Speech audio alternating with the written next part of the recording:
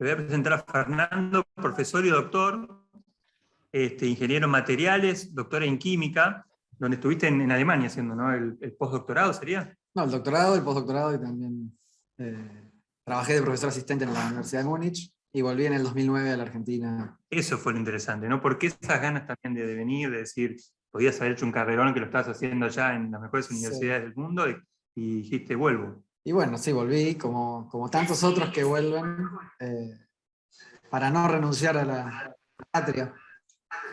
Ahí está. Bueno, eso es un detalle que también lo van a percibir ustedes en la charla, que Fer, además de ser un gran... Sacale el sonido. Ahí está. De ser un gran técnico, un gran especialista, tiene una profunda vocación política, una vocación pública que la van a percibir ahora mismo. Bueno, regresa a Argentina como profesor de la UBA, ¿no? ¿En química estás? Estoy en física. Tengo una formación un poco variada yo, porque fui ingeniero en materiales, después doctor en química y luego profesor de física experimental. Y trabajo también mucho con biólogos, así que tengo un... No sé si tenemos entre los asistentes a alguien de la familia de los científicos, pero bueno, siempre es bienvenido. Y ahí y fuiste vicedirector, y hasta hace 2 años, ¿cuándo sos director? Este año. Este año es director del Centro de Investigaciones en Nanociencias. Bionanociencias. Cibión. ¿Y qué es eso? ¿Qué son las nanociencias y qué es el Cibión? Sí. Bueno, rápidamente, las nanociencias es el estudio de los materiales en la escala de los nanómetros. En esa escala de tamaños, que es la millonésima parte de un milímetro, escalas muy pequeñas, las propiedades de los materiales cambian con el tamaño, con la forma y con la composición química también. Entonces aparecen un número de propiedades que no se pueden conseguir con materiales macroscópicos. Entonces hay un abanico enorme de propiedades físico-químicas que se pueden usar en distintas aplicaciones, y nosotros en particular las estudiamos en aplicaciones a la biología. Por eso es bionanociencias. Y la biología tiene, incluso en la Argentina, tiene con el tema de la bioeconomía, con toda la biotecnología, hay un potencial especial encima. No es que estamos en un país que la biología es completamente... No, y también incluso desde el punto de vista industrial, obviamente la biotecnología es muy relevante, y desde el punto de vista científico, Argentina también tiene una tradición fuerte en fisiología y en biología celular, porque los premios Nobel son en esas áreas, entonces eso dio origen a una comunidad muy fuerte. Bueno, estimados, ahora sí, los dejo a Fer para que ponga, después ya saben, hacen las preguntas en el chat y se las compartimos ahí. Ponete la cámara tranquilo, cómodo. Bueno, yo voy a respirar. Buenas tardes. Gracias, Sebastián. Gracias, Hugo. Y bueno, es un placer estar acá y conversar con ustedes. Como dijo Seba, la idea es hacer una charla amena y una conversación más que una exposición. Y el tema que nos convoca hoy es el de la discusión política en términos de incluir en la discusión política la dimensión tecnológica, que en Argentina no tiene el protagonismo que tiene en muchos otros países, sobre todo en los países más industrializados. Y si les parece bien, yo lo haría con una presentación, mostrándole algunos gráficos y algunos datos para ir fundamentando lo que vamos charlando, y desde ya que... ¿Te deja? A ver, vamos a compartir pantalla.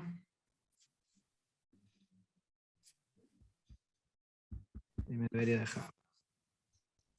Ahí está. Bueno. Y desde ya, si tienen preguntas, creo que somos pocos, pueden interrumpir o ir anotándolas en el chat y vamos conversando. Bueno, la motivación de tratar este tema lo podemos ver, por ejemplo, en un gráfico como este. Como ustedes ven, esto es un lío, ¿no es cierto? No se entiende nada. Vemos una situación donde hay muchos caminos, bifurcaciones, uno no sabe bien para dónde ir. Ahora, al ver esto que ven acá es un fractal. Y un fractal tiene la característica de que parece un lío muy complicado de cerca, pero cuando uno se aleja, ve que se empieza a repetir y a repetir y a repetir siempre la misma estructura, ¿no? Bueno, ¿por qué les pongo esto? Porque en Argentina tenemos una situación análoga. En Argentina es muy habitual que no sepamos si vamos a tener trabajo el mes que viene, cuánto va a costar el dólar o la comida. Hay un nivel de incertidumbre muy alto en el corto plazo, pero si nos alejamos un poco, podemos escuchar un monólogo de Tato Bores, y parece que fue hecho la semana pasada, o vemos una tapa de un diario de alguna crisis anterior y parece que es actual, ¿no es cierto? Entonces fíjense que hay una analogía muy clara, un desorden, una incertidumbre de corto plazo y una estructura que se repite y se repite y se repite en un plazo más largo. Bueno, eso es en matemática, en teoría de caos, ese tipo de sistemas lo representa un fractal. ¿Y qué características tiene un fractal? Bueno, esto que, además de lo que hablamos, cómo se construye un fractal. A pesar de que tiene estas estructuras complejas y que se repiten, un fractal es algo que se construye con un conjunto de instrucciones básicas, muy simples, pocas y muy básicas. Y eso da origen a esto. Entonces, en Argentina, si queremos cambiar nuestro fractal, esta estructura que se repite y que es una estructura mala, ¿no? Porque nos deja cada vez peor, y cada vez con más pobreza, cada vez con menos capacidades, si la queremos cambiar, tenemos que cambiar ese conjunto de instrucciones en el que estamos operando. Y yo creo que una de las instrucciones, uno de los conceptos que hay que cambiar es la concepción que tenemos de la ciencia y la tecnología en Argentina. Ahora vamos a desarrollar esto un poquito más. Lo que ven acá es otra expresión de esta estructura que se repite y se repite. Es el PBI per cápita de Argentina desde que retornó la democracia hasta el día de hoy. Y tiene esta pinta que ven acá. Entonces uno puede identificar bastante claramente estos hechos de productividad, donde la economía se estanca, y es un patrón que se repite también, donde hay una crisis, tocamos fondo de alguna manera, la economía se reacomoda, empieza a crecer, en unos años toca techo de productividad, la economía se estanca, pero las demandas de la sociedad no cesan, entonces se establece una situación de déficit, que dura algunos años hasta que el déficit se hace insostenible y ¡pum!, de vuelta al fondo en una nueva crisis. Y el patrón se repite. Y se repite bajo paradigmas económicos muy diferentes, como el de los años 90 o el de los años 2000. Entonces, ese déficit se puede tratar de compensar con emisión, con inflación, o con deuda externa, o de distintas maneras, pero y a veces se lo trata de atacar reduciendo gastos, pero ese no es el núcleo del problema. El núcleo del problema es que Argentina no está actualizando sus actividades económicas al ritmo que hace falta. Y esto lo podemos ver en que, bueno, nuestro PBI todavía sigue dependiendo del clima, si tenemos un año de sequía o de inundaciones o una guerra. Entonces, ahí se ve claramente nuestra fragilidad y que, bueno, no hemos actualizado nuestras actividades económicas al ritmo necesario. Cuando decís actualizar, la palabra, inversión es la palabra que viene ahí a colación. Inversión es parte de eso, pero se trata de no confundir el progreso global con estar en desarrollo. ¿A qué me refiero con esto? Si miramos hoy qué productos, qué servicios tenemos a disposición, seguramente van a ver que son mejores que hace 100 años. Tenemos mejores viviendas, mejor transportes, mejores comunicaciones, podemos hacer esta conferencia de este modo, etcétera, etcétera. Pero eso no quiere decir que Argentina esté en desarrollo. Somos consumidores y hay un progreso global, pero las actividades de nuestra economía no se actualizan al ritmo necesario. Eso también lo podemos, hay que verlo en tiempos un poquito más históricos, ¿no? Pero pasan rápido. Todavía muchas veces escuchamos que Argentina era una potencia mundial a fines del siglo XIX, principios del siglo XX. Se repite ese discurso. Uno puede analizar la situación de Argentina en ese momento y va a ver que en efecto teníamos un PBI per cápita de los más altos del mundo, en base a exportar granos y carne congelada. Ahora, los países que nos compraban eso, en esa época, estaban en ese momento desarrollando la electricidad, la mecánica cuántica, las telecomunicaciones, los barcos de gran porte, los motores de combustión, la industria farmacéutica, etcétera, etcétera. Y pasaron 100 años de ese momento, nada menos, más de 100 años ya. Y nosotros seguimos dependiendo de la lluvia, del precio internacional de los granos, y consumimos, obviamente, un montón de tecnologías en base a todo lo que se fue desarrollando en el mundo desarrollado, como, bueno, telecomunicaciones, microelectrónica, drogas, vacunas, ahora lo vimos claramente con la pandemia, incluso cultura, material, o sea, entretenimiento, etcétera, etcétera. O sea, que tengamos acceso a esos bienes sofisticados, tecnológicos, no implica, es como el tiempo mundial, la Claro, velocidad global. hay una velocidad global. No es nosotros, aparte llegan después. Sí. El Zoom quizás en Estados Unidos es hace 10 años, nosotros lo aplicamos. Cada vez llega más rápido, sobre todo esas cosas que son fáciles de transportar. Claro. Cada vez llega más rápido. Bueno, entonces la pregunta es, ¿seguimos repitiendo este patrón o cambiamos? Y si queremos cambiar, yo estoy convencido de que la clave, o una de las llaves más importantes para destrabar este patrón está en la política científico, tecnológica y productiva. Vamos a hablar un poquito de eso entonces. Si uno mira en el mundo cuánto invierten los países en I+D, lo que se llama I+D, que son investigaciones científicas y desarrollos tecnológicos, vamos a ver acá cómo se ve en este mapa mundi, donde los países están coloreados de acuerdo a cuánto invierten en I+D, expresado como porcentaje de su PBI. O sea, no estamos hablando acá en millones de dólares, sino en la fracción de cada economía. Un país puede generar más o menos riqueza. La pregunta es, ¿qué fracción de esa economía es reinvertida en I+D? Y vemos, bueno, lo primero que podemos ver en este mapa mundi es que los que más invierten son los países que conocemos como países desarrollados o industrializados. Y lo segundo que podemos ver así a simple vista es que los números son pequeños. El país que más invierte en I+D invierte alrededor del 4% de su PBI, y bueno, y los que menos invierten 0, o por ahí. Si hacemos un ranking más cuantitativo, podemos ver que estos son datos del 2018. Israel es el país que más invierte, cerca del 5% de su PBI, le sigue Corea del Sur con un 4,5%, Suiza con 3,4%, y después, bueno, siguen toda la lista de países industrializados. Brasil va a aparecer más o menos en mitad de tabla, con un 1%, y Argentina está en el puesto 60, con un 0,49% por debajo de la India y de Cuba, por ejemplo, por mencionar algunos, pero bueno, el que le interese puede ver todo este ranking. Vamos a desglosar esto en un poquito. Bueno, lo que ven acá es una simple correlación, ¿no? Porque recién vimos el mapa mundi, que los países que conocemos como industrializados son los que invierten más en I+D.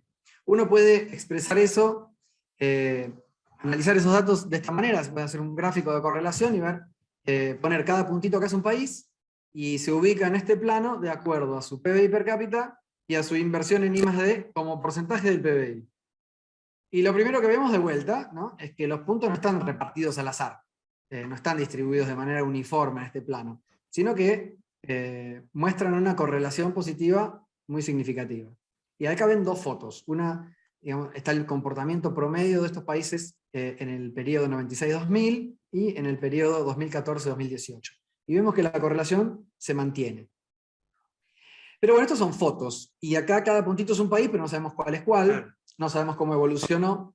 Podemos usar los mismos datos y ponerlos en el mismo plano. Perdón, ahora lo vamos a ver. ¿Qué nos dice esto? Nos dice que los países que más invierten en I+D son los que tienen un PIB per cápita más alto. O al revés, nos dicen que los países con un PIB per cápita más alto son los que más invierten en I+D. La correlación no indica causalidad. No sabemos para dónde va esta flecha, puede ir para un lado o para el otro. De hecho, muchas veces, en países como el nuestro, se escucha que los países desarrollados invierten en ciencia y en tecnología porque son ricos. Porque son ricos, porque les sobra, porque ya tienen sus, digamos, necesidades básicas satisfechas y se pueden dar el lujo de invertir en ciencia y en tecnología. Y lo hacen por eso, o por tradición, o por cultura, o cosas por el estilo. Entonces esta flechita puede ir para cualquiera de los dos lados, para cualquier dirección. Pero si uno analiza esto un poquito y lo piensa, nos vamos a dar cuenta que hay una sola dirección en la que va esto. Estas son distintas expresiones de lo mismo. Los países desarrollados invierten en I+D porque les sobra dinero. Otra manera de expresar esto es decir, bueno, no se puede invertir en I+D en un país con tanto porcentaje de pobreza como el nuestro. Son dos maneras de decir lo mismo. Y las pongo así explícitamente porque este tipo de pensamientos constituyen una trampa mental. Ahora vamos a ver. Son una trampa mental, una trampa ideológica, porque no permiten invertir en la solución de la pobreza. Y repiten ese ciclo inicial, ¿no? Son los que fundamentan que no cambie ese ciclo que mostraste. Sí, básicamente se descarta la dimensión científico-tecnológica del debate político por este motivo y nos deja atrapados donde estamos. Y esto, bueno, no es porque lo digo yo, ahora lo vamos a explicar. Igual lo vamos a razonar juntos en la charla, pero está lleno de documentos que muestran por qué la ciencia y la tecnología están en el corazón de las estrategias de desarrollo sostenible en el tiempo de los países. Pero, a ver si tengo acá. Sí, no, pensémoslo un momento. Imagínense ustedes, tenemos un país, cualquiera. Un país X, ¿qué es? A grosso modo, es un pedazo de territorio, una población, unos recursos naturales y una capacidad productiva instalada. Bueno, imagínense que de alguna manera nos las ingeniamos para poner a ese país a su máxima capacidad. Logramos que todo el mundo esté trabajando, cada uno de lo que mejor sabe hacer.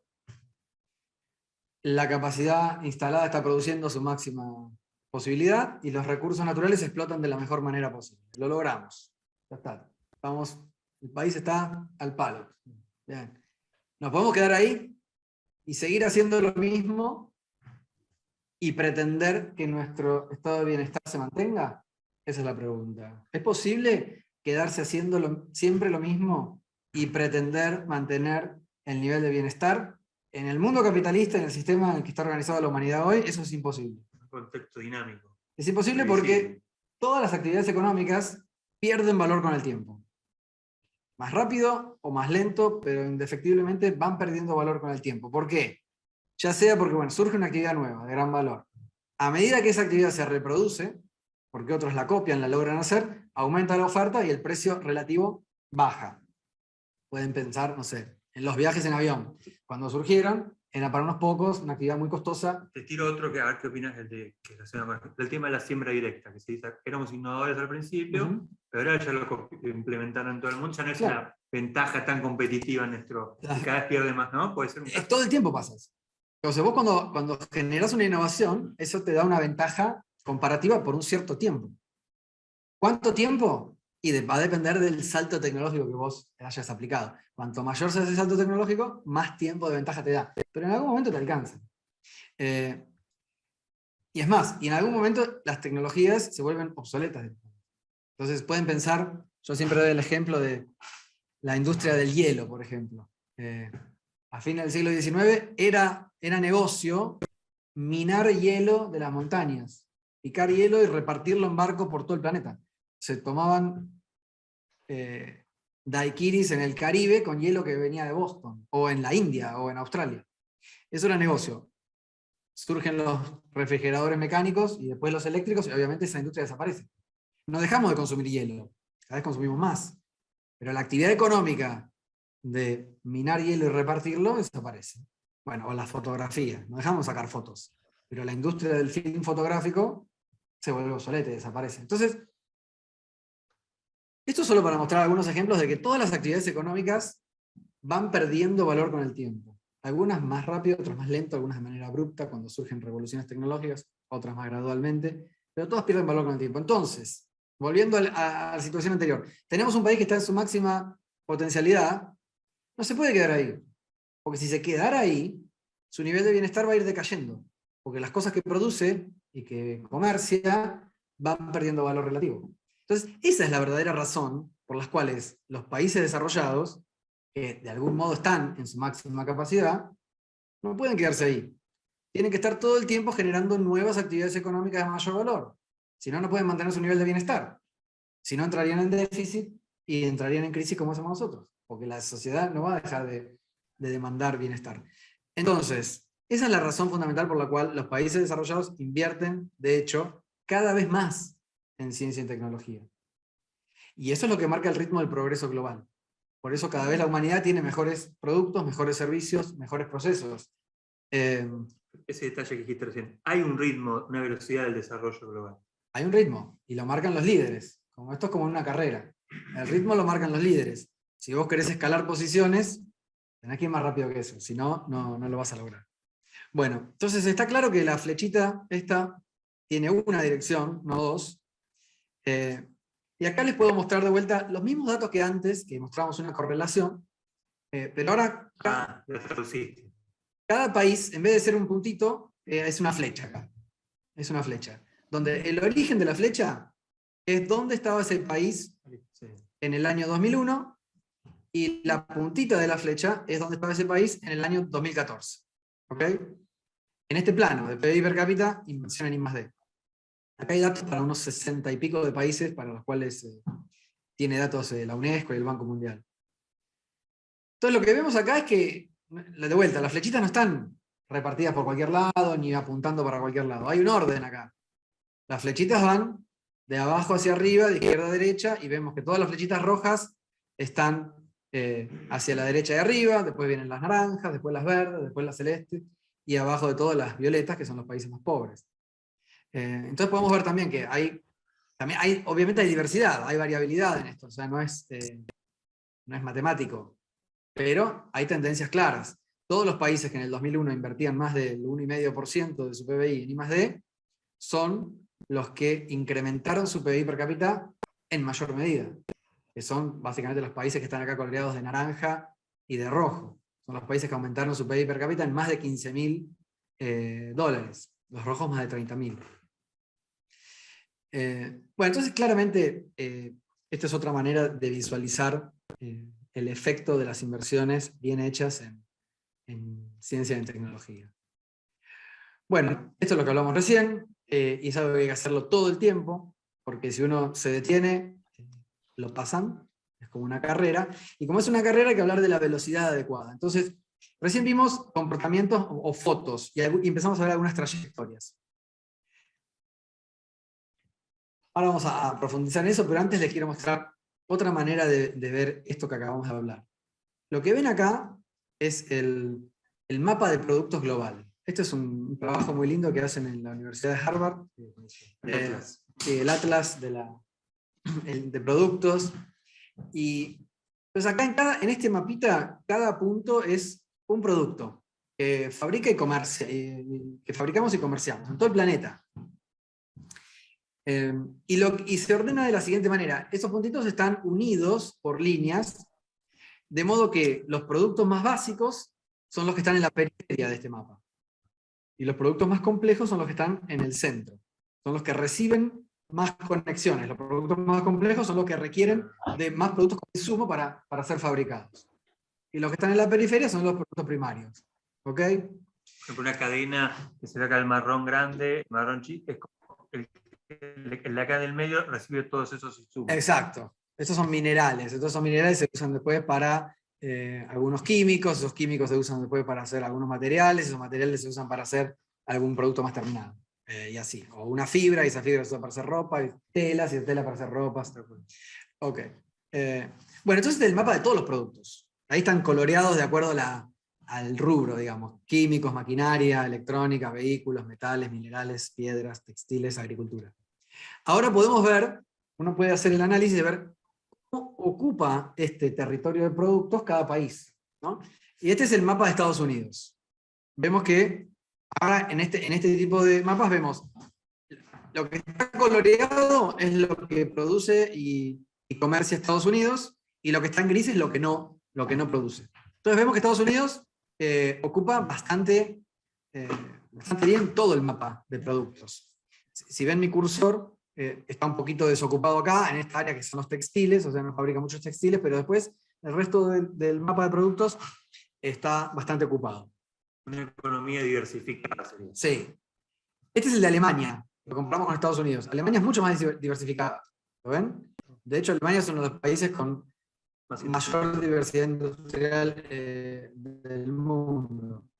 Este que está acá es el España, vean cómo cambia con respecto a Alemania. Las periferias están marcadas. Están marcadas las periferias, se vacía esta parte acá de vehículos, maquinaria y electrónica, y Turismo, claro, se sube. Servicios no están acá. productos, pero se suma más la parte acá agricultura y textiles de España. Pero también bastante diverso. Y esto que está acá es Argentina. Entonces, bueno, fíjense el contraste. Estados Unidos, Alemania, España, Argentina. Entonces, claramente, tenemos el centro del mapa, donde están los productos más complejos, muy despoblado. También es interesante ver que Argentina, la periferia la cubre bastante, no es que está monopolizada por un sector, sino que tiene un poquito de cada cosa. O sea que es un país que tiene diversidad industrial, pero muy baja complejidad. Entonces, ¿y por qué es importante desarrollar productos de mayor complejidad? Bueno, porque son los que valen más, son los que dan más trabajo, porque involucran más cadena, más eslabones en la cadena de producción. Había un debate histórico en el desarrollismo que era contraponer el pensamiento liberal, que era lo mismo producir, si valían lo mismo a nivel precio, y una tonelada de soja que una tonelada de audio. La respuesta a lo que decís vos, o sea, detrás del audio y todo, también la soja hay de tecnología y todo, no podemos comparar todo lo que es la sofisticación. ¿Dónde estaría la soja acá y dónde estaría el audio? Claro, ese es el tema. Involucra mucho más eslabones en la cadena de producción y eso es más trabajo y mayores trabajos de mayor nivel. Bueno, entonces la clave para obtener actividades económicas y productos más complejos es la tecnología, no hay otra manera. O sea, la única manera que la humanidad conoce para generar productos, servicios, procesos más complejos, mejores, es a través de la tecnología. En el sentido más amplio. Hoy en día se usa mucho la palabra tecnología para hablar de las aplicaciones de celular y esas cosas. Pero la tecnología es todo lo que modifica, lo que nos permite modificar nuestras actividades. Y la tecnología tiene básicamente tres componentes. El hardware, el software y el brainware. El hardware son las máquinas, la infraestructura. El software son los códigos, los protocolos, los métodos para usar ese hardware, ¿no? Y después está el brainware, que es el saber hacer. Es el saber usar esos protocolos, esos métodos, con la maquinaria y la infraestructura para producir lo que uno necesita producir. De los tres componentes, el más difícil es el brainware. Es el más difícil de conseguir y el más difícil de desarrollar. Porque uno máquinas, las puede comprar, las puede enviar por barco, por avión, por transporte terrestre. Los códigos, los protocolos, los métodos los puede mandar hoy en día vía electrónica de manera instantánea, de un lugar al otro del planeta. Pero el saber hacer está metido dentro de nuestras cabezas todavía, y eso requiere formar gente, y eso requiere experiencia, y eso requiere transmisión de conocimiento de una generación en otra. Entonces, eso, no solo, porque uno no estamos hablando solo de científicos, esa está en alguna actividad productiva en el campo. Esto es todo. Esto es todo. Esto es cualquier actividad humana. Exactamente. Es esto. Exacto. Sí, Viste que se asocia a la tecnología que estamos hablando de cibernética, ¿no? Esto es todo. Un tractor, sí. un chip para el riego y el campero que sabe manejarlo como mejor que otro. Sí, exacto. Cualquier cosa que uno quiera hacer para hacerlo mejor va a requerir este tipo de aprendizaje. Bueno. Entonces, la clave de la tecnología, lo siguiente que quiero contarles es, bueno, ¿cómo es que impacta la tecnología en la economía? Porque tiene distintos mecanismos y cada uno tiene su impacto y sus tiempos característicos. Yo distingo tres mecanismos básicos, que son la aplicación de tecnologías existentes, la innovación tecnológica y las revoluciones tecnológicas. La aplicación de tecnologías existentes es básicamente actualizar lo que uno tiene. Pueden pensar, no sé, actualizar el sistema operativo de su computadora, comprar una máquina más moderna,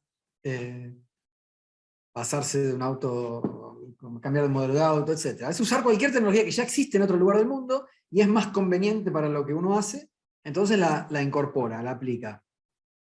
Cuando uno hace eso, cuando uno aplica una tecnología existente, siempre hay dos maneras de hacerlo. Una es, como decíamos recién, comprar la llave en mano. La otra es desarrollarla localmente.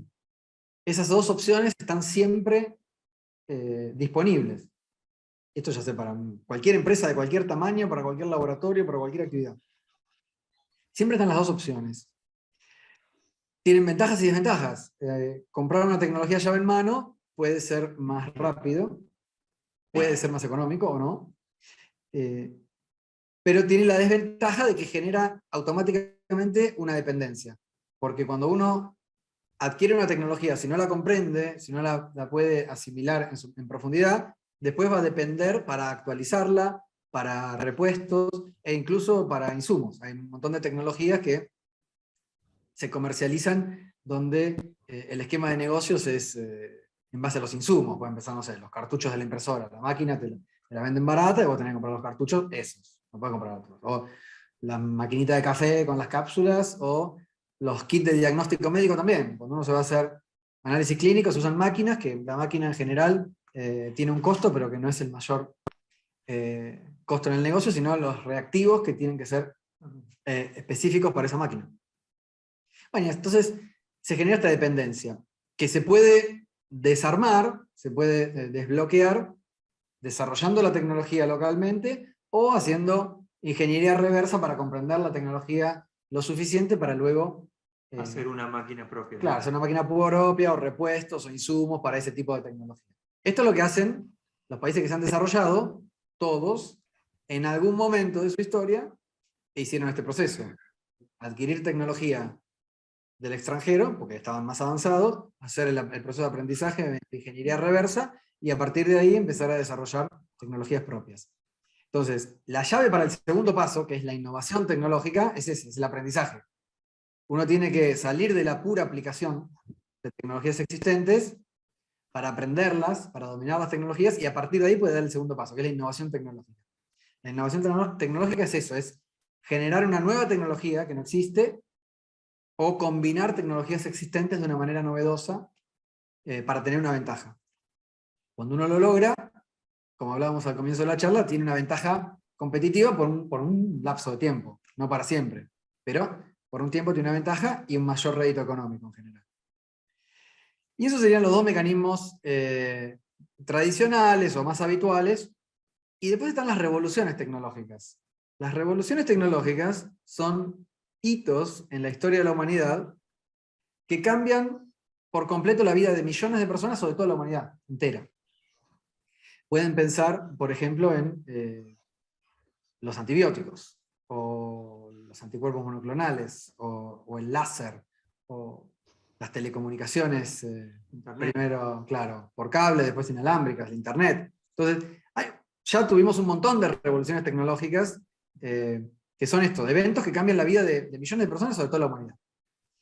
Y las revoluciones tecnológicas tienen características muy interesantes, que es que cuando ocurren, vamos a ver, las innovaciones tecnológicas en general trabajan sobre mercados económicos que existen.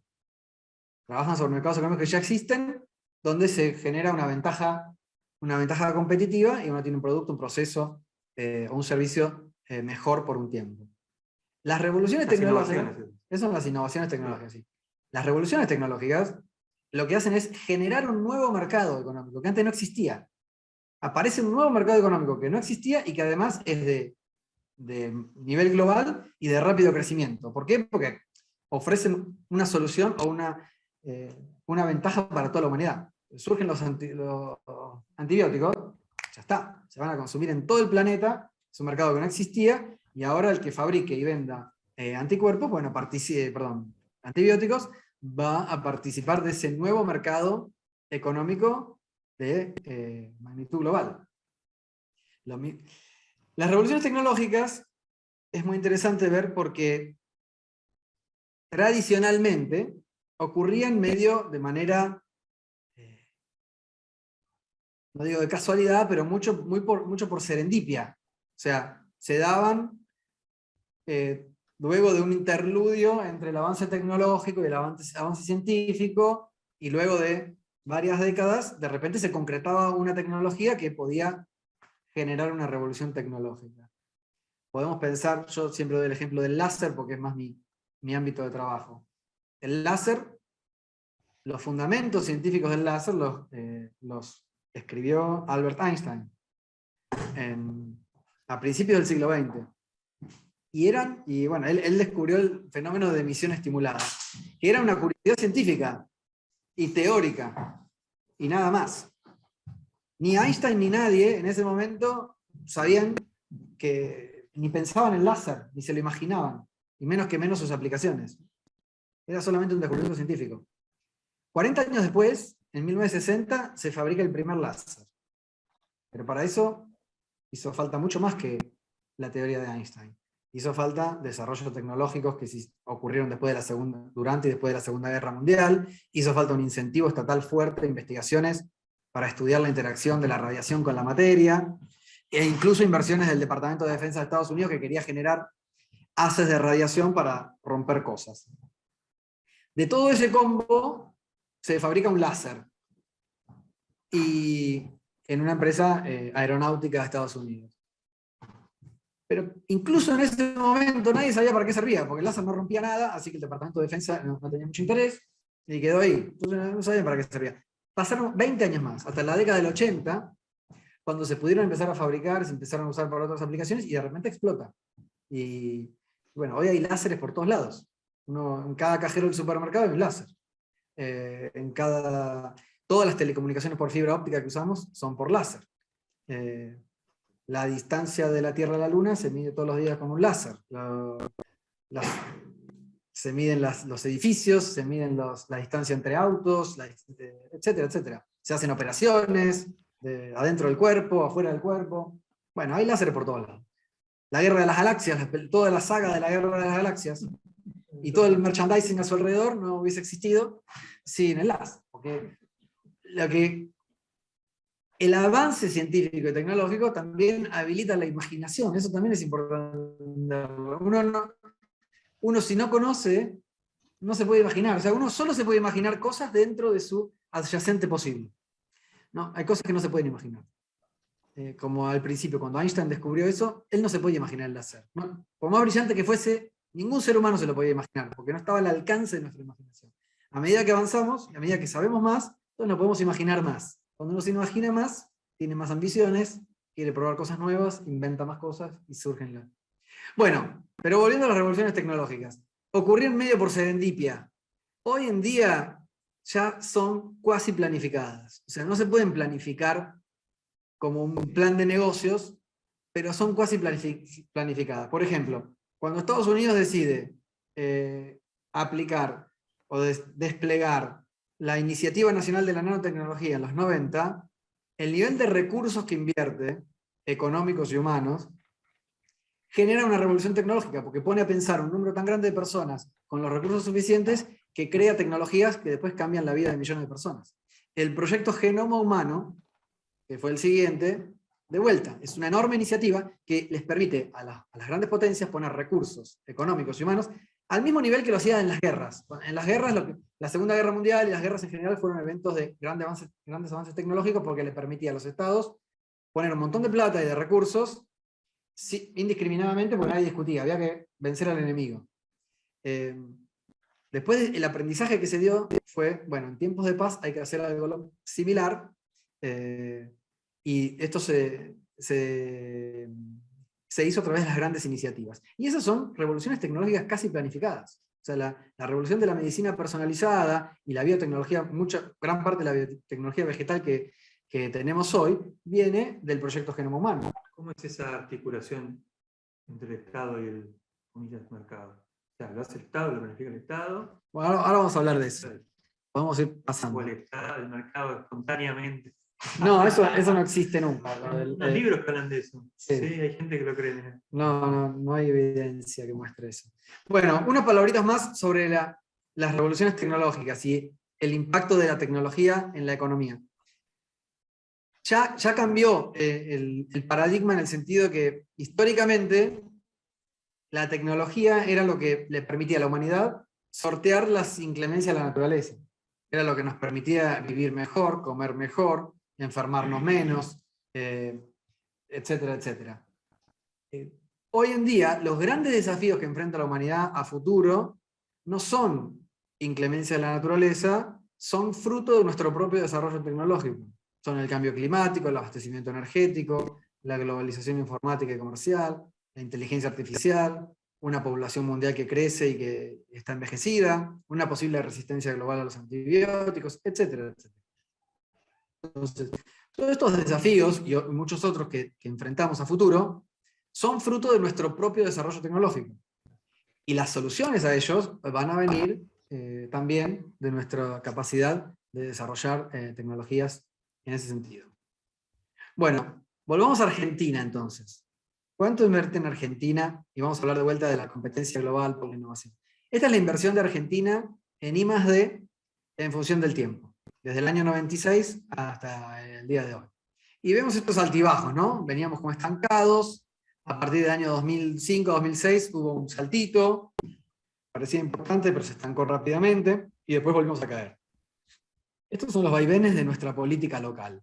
Pero ahora pongamos estos mismos datos en escala global. Esto lo vamos a saltear.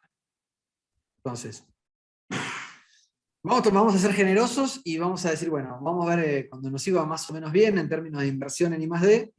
En promedio, Argentina invertía un 0,58 de su PBI. ¿Cuánto es eso? Si tomamos el PBI promedio de Argentina 2011-2018, porque el PBI de Argentina también varía mucho, porque depende del precio internacional de los granos, en gran parte, el PBI promedio es más o menos unos 550.000 millones de dólares. Si tomamos el 0,58% de eso, que es lo que invertía en su mejor momento Argentina en I+D, en todo el país, en el ámbito público y privado, eso nos da unos 3.200 millones de dólares. Eso es todo lo que invierte Argentina en ciencia y tecnología. ¿Es mucho? 3.200 millones de dólares, ¿es poco? Acá tienen algunos ejemplos para comparar. La sociedad Max Planck, que vendría a ser, es la sociedad que organiza y ejecuta la investigación científica en Alemania solamente, y fuera de las universidades, son solamente 80 centros de investigación, centros de investigación, tienen un presupuesto anual de unos 2.500 millones de dólares. Argentina, todo el país, pública y privada, tiene 3.200. El MIT, una universidad muy famosa de Estados Unidos, una sola universidad de Estados Unidos, de las grandes y muy buenas, pero una sola, tiene un presupuesto anual igual al de todo nuestro país. Y bueno, y así pueden ver comparativas para ver el nivel de lo que estamos hablando si decimos que es mucho o poco. Pero bueno, esto solo para poner en contexto global, pero como le dije al principio, no importan los millones de dólares, importa la fracción de la economía. Y más importante aún es a qué velocidad cambia. Entonces, acá tenemos los mismos datos que antes, el cuánto invierte en los países como porcentaje del PBI en función del tiempo. Y puse solamente algunos países, para que el gráfico no sea tan complicado. Están Argentina y Brasil como ejemplos de países estancados, ahora vamos a ver. Están Estados Unidos y Alemania como ejemplos de países desarrollados. Y como ejemplos de países en desarrollo están China, Corea del Sur y Malasia. Bueno, ¿por qué los llamo así? ¿Por qué hablo de países desarrollados, países en desarrollo y países estancados? Porque bueno, en Argentina nos dicen país en desarrollo desde hace ya mucho tiempo y bueno, no estamos, no estaríamos desarrollándonos, eso está claro. Más bien estamos involucionando. Entonces, de hecho, si uno mira los documentos, por ejemplo, de las Naciones Unidas, no va a encontrar nunca una definición precisa de país en desarrollo. Frigerio decía de eso que no existía justamente lo del país en desarrollo, porque con eso era un cuento de que siempre íbamos a estar en desarrollo y como que era por acumulación el desarrollo. Y como vos planteás en esta charla desde el principio, es un salto estructural. Bueno, pero fíjate acá si puede ver eso. Fíjate, si uno ve cómo varía en el tiempo la inversión en I+D, o sea, no cuánto invierten. Los países desarrollados invierten más que nosotros. Fenómeno, ya lo sabemos. Pero no es que invierten más y están ahí, estancados, sino que cada vez invierten más. Y uno puede hacer proyecciones, por ejemplo acá, y uno puede calcular la velocidad promedio, ahí lo pueden ver para estos países de ejemplo, y uno ve, por ejemplo, que Alemania aumenta su inversión en I+D a un ritmo de un 0,04% del PBI por año. O sea, cada año invierte un 0,04% más. ¿Okay? Si hoy está invirtiendo un 3%, el año que viene va a invertir el 3,04%. Y en 2 años un 3,08%. Y en 3 años un 3,12%. Esa es la velocidad a la que viene aumentando su inversión en Alemania desde hace ya 20 años. como porcentaje del PBI, recuerdan. Cada vez una fracción mayor de la economía se destina a investigación y desarrollo. Es lo que decías vos hace un ratito de la velocidad del ritmo del desarrollo que marcan los países Exacto. desarrollados. Ahí está la velocidad. Esa es la velocidad. Se puede medir. Que lo tiene Corea, digamos, lo marca ahora. No, bueno. ¿Cómo sería eso, no? Lo marcan los países líderes, Okay, que son los industrializados. Estados Unidos, las economías más grandes. Estados Unidos, Alemania. Los puse Estados Unidos y Alemania porque marcan un poco las cotas. Estados Unidos, de los países industrializados, es el que avanza más lento, a un 0,02. Y Alemania es uno de los que va más rápido, un 0,04. Y el promedio del mundo desarrollado da 0,03 más o menos. O sea que todos te marcan el límite. Ahora, los países verdaderamente en desarrollo son los que van más rápido que eso.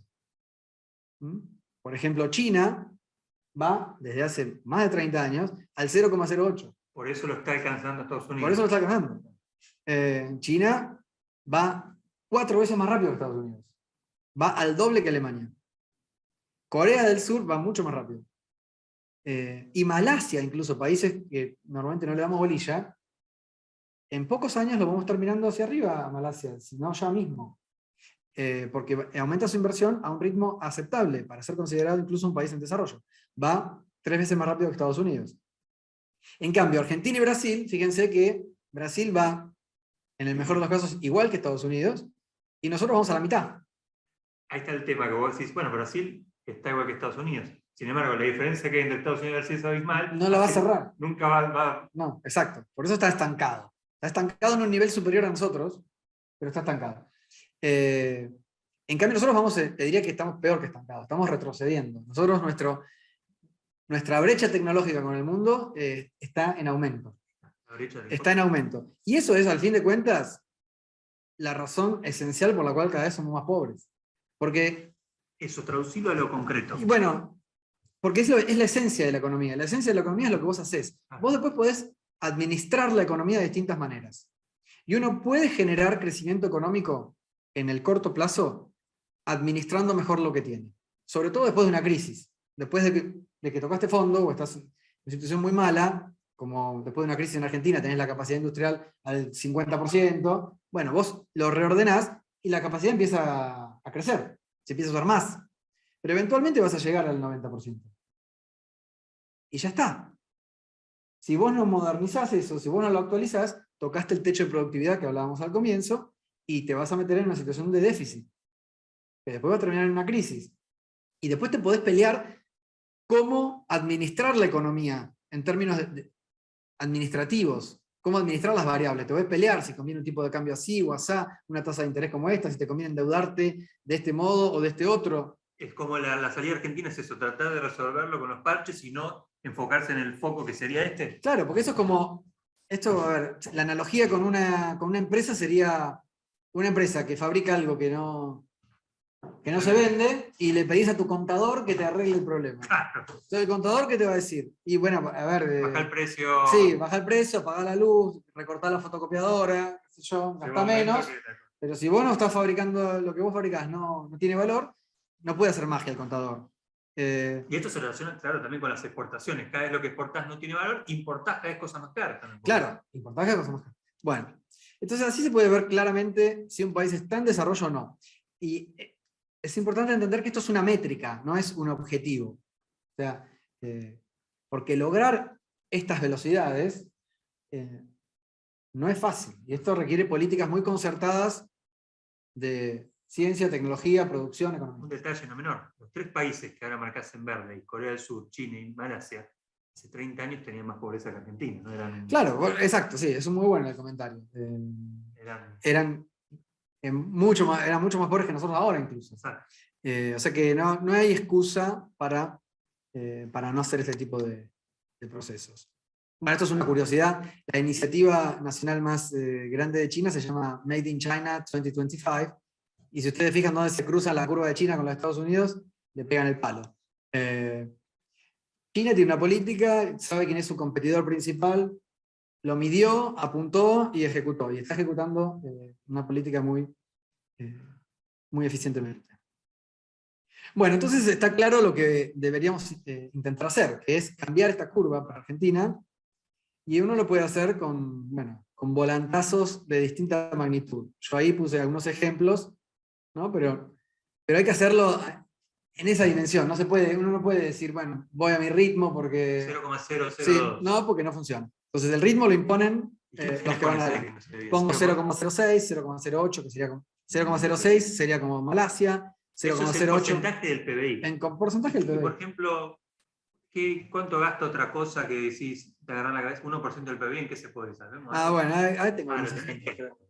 que- Acá tienen, por ejemplo. Porque Porque sí, tenemos recursos para hacerlo. Bueno, esto es un poco viejo, pero vale lo mismo.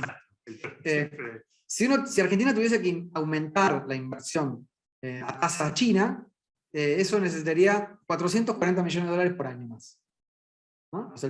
O a tasa de Corea, 825 millones. la inversión interna, ¿sí? La inversión total. De Argentina, en I+D tendría que aumentar 440 millones de dólares por año, ¿ok? Y sostenerlo en el tiempo. Bueno, es mucho, poco, bueno, ahí tienen algunos ejemplos. O sea, estoy hablando solamente de políticas públicas, ¿no? Sí. Los giros de divisas al extranjero, que no es el carry trade, sino divisas genuinas que se generan en el país y se giran afuera porque no hay motivación para invertirla acá. En el 2016 fueron 12.000 millones de dólares, y esto ocurre todos los años. La quita de las retenciones, o el 10% del capital blanqueado, o los pagos de intereses de las LEVAX del 2017. Números muchísimo mayores, que con esto lo que quiero mostrar es que simplemente redireccionando mínimamente cualquiera de estas políticas alcanzaría y sobra. Y después también tuvimos la capacidad de endeudamiento, que hoy ya no la tenemos más, pero hace poco tuvimos una enorme capacidad de endeudamiento. Por esa plata y se con puede invertido una parte de eso. Un 1% sobraba. Entonces, los recursos económicos están, hoy no los tenemos tal vez, pero en cuanto se acomode un poco la economía, lo vamos a volver a tener. O sea, no estás pidiendo una cosa políticamente imposible, no, lo mostraste y no es para nada imposible. No, es un margen enorme. Entonces la pregunta es que, ¿por qué? ¿Qué es lo que nos falta? Y lo que nos falta es, en mi opinión, es una comprensión profunda del problema. Nos falta know-how, no sabemos bien cómo estimular e impulsar la innovación. Y bueno, y nos falta también visión y convicción en la alta política, del empresariado y del movimiento obrero, que son los actores que pueden darle continuidad a... Vamos con esto. Comprensión de la inversión es esto concientizar con esto, y cada uno de los que está viviendo la charla que sea también un concientizador. Know-how sos vos, ¿no? Y el aspecto científico. Sí, know-how, o sea, a nivel mundial ya se sabe. Nos falta en Argentina aprenderlo e implementarlo, porque bueno, como es algo que no hicimos, como todo, la innovación también hay que aprenderla, igual que cualquier otra tecnología. Entonces hay que hacer una curva de aprendizaje. Pero no hay que inventar nada. Y la política, bueno. Bueno, y lo de la política es importante. Porque, así con los partidos. Sí, la política en general está muy marcada por pasos muy cortos electorales, y esto es a largo plazo. Esto requiere de continuidad. Por eso puse ahí al empresariado y al movimiento obrero, porque creo que son los actores de la sociedad que pueden darle continuidad. Sin duda es una de las... Para mí, bueno, lo vamos a debatir ahora con los espectadores, pero una de las banderas del MID y del desarrollismo tiene que ver de esta, sin duda. Bueno, acá algunos ejemplos de confusiones que tenemos. Bueno, estos son, por ejemplo, desde el Ministerio de Ciencia se organizan concursos para, si algún argentino hizo un descubrimiento científico que tiene potencial para convertirse en un producto o un servicio, hacemos concursos para que eso se vaya a desarrollar a Alemania o a Israel. O sea, hagamos la investigación. Claro, y nos ponemos contentos con los que ganan, nos sentimos orgullosos, festejamos, se van a Israel a desarrollar. Esto, porque yo me acuerdo que hicimos una entrevista que después se va a pasar a todos, contaste el caso, por ejemplo, de una chica, un argentino en el diario desarrolló una nueva antena, una nueva tecnología. Eso al país no le queda nada, o sea, hacemos toda la investigación. Bueno, sí, esa es eso es lo que pasa en general en países como el nuestro. Acá lo explico un poquito. Esto que ven acá, en este gráfico yo trato de explicar el ciclo, el proceso de la innovación, ¿no? Y están los dos eslabones de las puntas, que son, al comienzo está la investigación científica, la generación de conocimiento, y al final están los demandantes de tecnología. Generalmente empresas, industrias, pero también pueden ser ONGs, el Estado que necesita alguna tecnología para alguna necesidad de la sociedad. Bueno, estos dos eslabones de la cadena están separados, son muy diferentes. De hecho, tienen poco que ver uno con el otro. La generación de conocimiento en todo el planeta se hace en universidades, en institutos de investigación. En todo el planeta se financia con fondos públicos, principalmente. Pero para ¿cómo? ¿En Estados Unidos también? Que son Sí, en todo el planeta la generación de nuevos conocimientos se genera con fondos públicos. Y después están los demandantes de tecnología, que son las empresas, las ONGs, los estados, que aplican las tecnologías cuando les son útiles. Entonces fíjense que son actores muy distintos. Son actores muy distintos con roles muy diferentes en la sociedad. Lo que marco acá abajo, estas tres flechas, son el TRL, es lo que se llama el Technology Readiness Level, es básicamente medir si una tecnología sirve para lo que uno cree. El MRL es el Manufacturing Readiness Level, es la posibilidad de fabricar o de incorporar esa tecnología en un producto a escala. Digamos que lo primero sería el prototipo. ¿Algo tiene que ver con eso? Claro, sí, podrías pensarlo así. El TRL es una cosa que desarrolló la NASA, la Agencia Aeroespacial de Estados Unidos, en los 80 para desarrollar más rápido tecnologías para el espacio. Pero a la NASA no le importaba ni cuánto costaba, ni si se podía fabricar en masa, ni si lo podía fabricar un operario. Lo único que le importaba era, ¿me sirve esto para una nave espacial, para un traje espacial? Entonces solo monitoreaba la validez de la tecnología.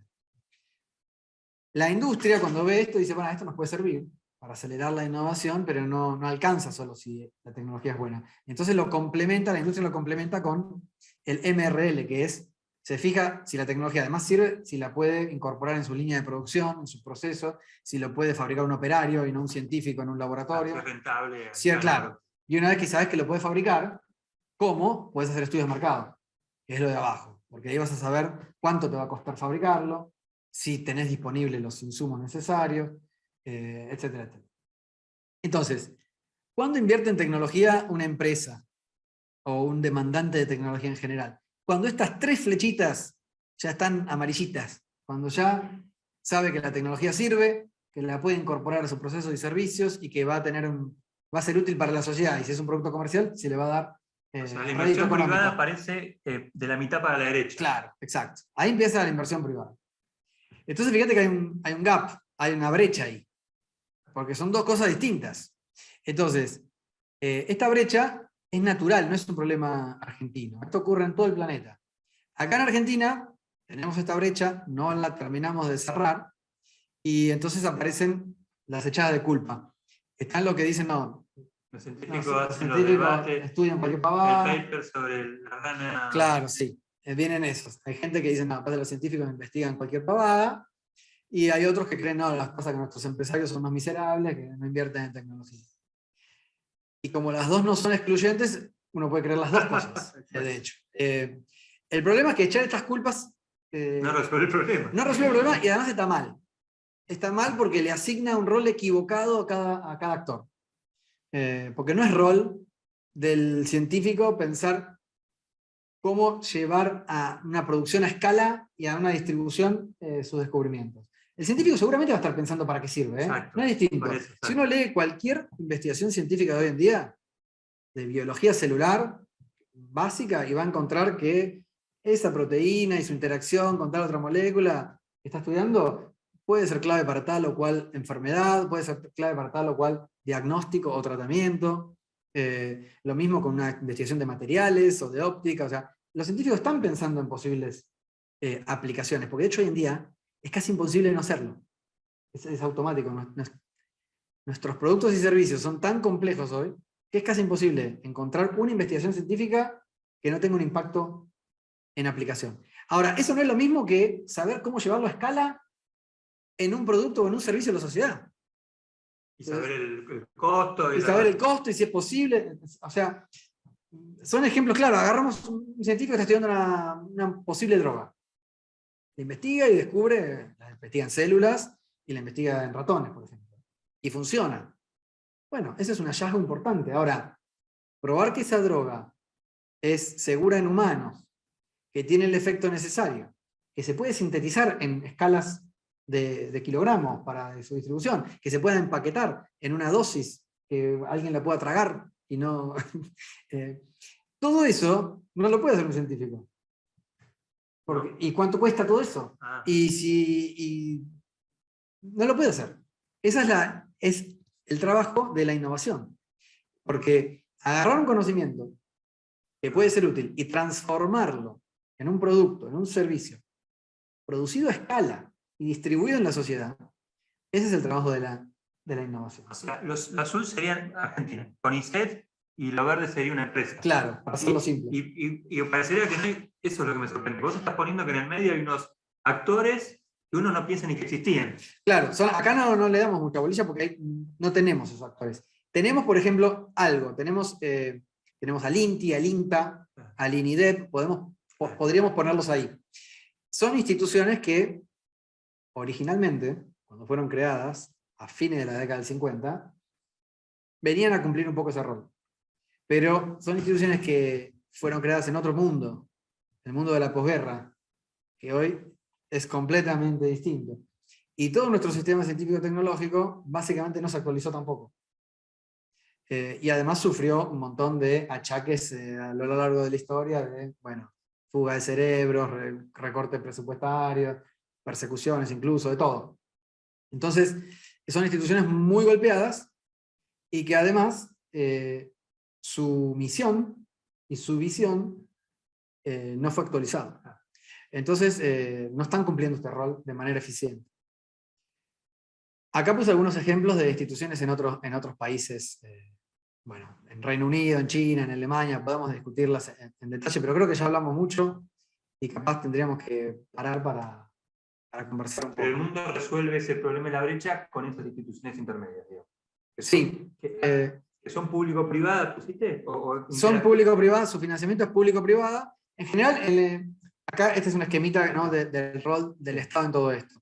El rol del Estado básicamente es financiar la generación de conocimiento en instituciones, centros de investigación, generar las instituciones intermedias de innovación e incentivos a la inversión privada. De hecho, la mera existencia de estas instituciones, que son sectoriales, especializadas, con un fuerte vínculo con el sector productivo, ya es un incentivo, porque le permite a las empresas, ¿cuál es el rol de estas instituciones? Estas instituciones tienen que tener, para cada sector productivo, o sea, son especializadas, no son como una universidad, que hace de todo, son especializadas para un sector productivo. Ahí tienen expertos en la tecnología necesaria, cuentan con la tecnología ahí in situ para que las empresas la puedan usar y probar, cuentan con expertos en prospectiva para esos sectores, para ese mercado, porque vos tenés que saber, para tu mercado, qué sería un golazo en 10 años, no hoy. Porque vos haces un desarrollo, una innovación te va a llevar ese tiempo. Entonces vos tenés que saber qué sería un golazo en 10 años. Y con esa visión le apuntás. Y empezás a hacer el proceso de innovación, gerenciás el financiamiento, etcétera, etcétera. Todas esas capacidades... Hay científicos también. También hay científicos. Pero hay también gente que tiene el negocio. Como que... Ingenieros, gente que sabe de logística, de regulaciones, de gerenciamiento de la innovación, de captación de capitales. Hay un montón de habilidades que tienen que trabajar en conjunto y que no son las habilidades ni de un científico ni de un empresario convencional. Entonces, las empresas pueden usar esas capacidades que se amortizan entre muchas empresas del sector. Entonces, ninguna empresa tiene que tener todas esas capacidades que no las puede tener. Las encuentra y las usa a medida que las va necesitando. Bueno. Capaz unas palabritas más, nada más. Este es un lindo gráfico porque muestra la evolución de Corea del Sur. Y como decías vos, arrancó en una situación de pobreza mucho peor que la nuestra. ¿Cómo se hace? Este gráfico tenemos, desde el año 64 hasta el 2004, la inversión, en la línea azul es la inversión en I+D de Corea del Sur como porcentaje del producto, ¿no? Arrancó, peor que en Argentina, arrancó con un 0,2 más o menos, y en el 2004 estaba en el 3%. Hoy ya estaba en el 4 y pico, ¿se acuerdan? Porque siguió subiendo Corea. Pero bueno, en este periodo, ahí ven cómo fue aumentando la inversión total en I+D de Corea del Sur. Y después está, la inversión esa está desglosada en inversión pública y inversión privada. Al principio era, obviamente, 90 y pico % público. Y le llevó a Corea del Sur unos 30 años a alcanzar el 50 y 50. Un 50% público, un 50% privado. Esto es importante tenerlo en cuenta, porque acá en Argentina también se habla de eso. Vamos a... muy rápidamente incentivar al sector privado. No, no ocurre así. El sector privado tiene que ir ganando capacidades, el sector público tiene que ir reforzando sus incentivos, sus instituciones, sus regulaciones, y así se va dando un proceso virtuoso que de a poco impulsa el desarrollo. La película y no la foto. Sí. Después, cuando llegó al 50%, sí hubo una especie de transición de fase. Ven que rápidamente pasó como al 75% privado, 25% público. Esa es la proporción de casi todos los países desarrollados.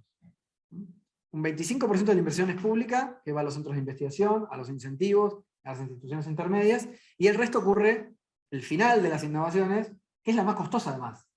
Porque una cosa es hacer una práctica, un ensayo en un laboratorio, y otra cosa es hacer una planta piloto, o un prototipo. Requiere mucha más inversión, por eso también es más grande. Y ahí se mantiene, fíjate que no cambió más después. Ahí ya se estableció el ciclo, se mantiene, digamos, está en un estado estacionario. Pero mientras que la inversión total sigue creciendo. O sea, la participación público-privada ya se acomodó.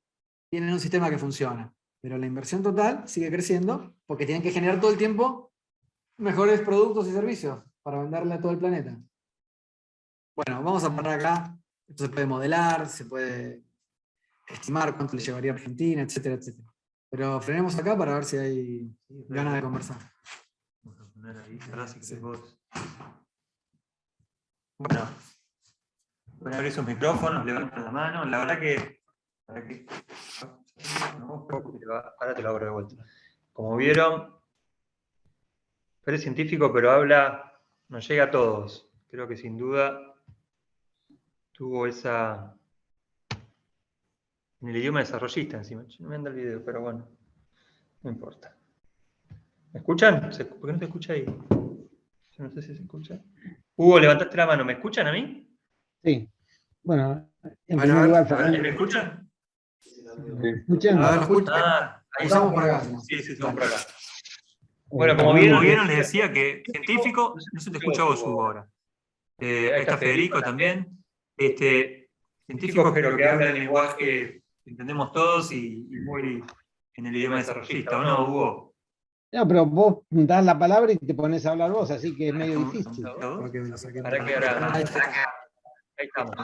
Científicos, pero no sabemos usar el Zoom. No sabemos usar el Zoom. Uy, no.